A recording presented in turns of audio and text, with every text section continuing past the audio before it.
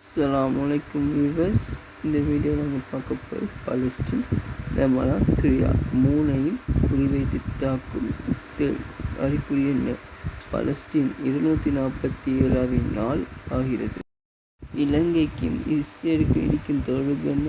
1948 அந்த காலப்பகுதியிலேயே பாலஸ்தீனை கொஞ்சம் ஆக்கிரமிப்பு பண்ணி பாலஸ்தீன் மக்களோட சமாதான பேச்சுவார்த்தை நடத்தி கொண்டிருந்த இஸ்ரேல் அந்த உண்மைத்தன்மை இப்போ வெளியாகிறது.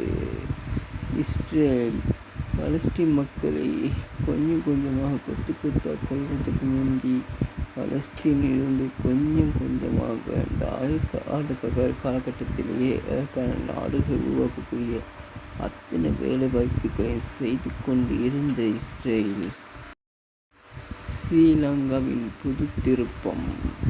ஸ்ரீலங்காவுக்கு இஸ்ரேலுக்கு என்ன தொடர்பு?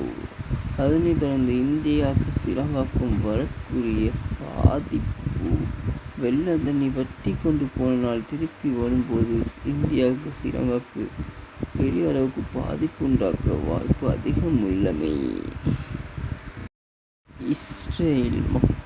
இஸ்ரேலர்களை தீவிரவாதி என்று பச்சை குத்தப்படுமா? அப்பாவி குழந்தைகள், பெண்கள் உயிரிழப்புகள் முற்றுப்புள்ளி வைக்கப்படுமா? பாலஸ்தீன் பள்ளி முஸ்லிம்களின் அரபிகளின் கைக்கு வருமா? நடக்கப்போது என்ன? இஸ்ரேல் பாலஸ்தீன் போர் 1,05,120 நாட்கள் கிட்ட கடந்துவிட்டது. ஆனால் 247 நாட்கள் தான் யுத்தம் நடைபெற்றது. மற்ற நாட்கள் பேச்சுவார்த்தையால் பாலஸ்தீன் இருக்கும் இடங்களை கொஞ்சமாக ஆக்கிரமிப்பு பண்ணி கொண்டு வந்த இஸ்ரேல் இதுக்கு பொது செய்தியாக சந்திக்கும் வரை சனிக்கிழமை பாருங்கள் நம்ம செய்தியில். நாங்கள் அஸ்ஸலாமு அலைக்கும்.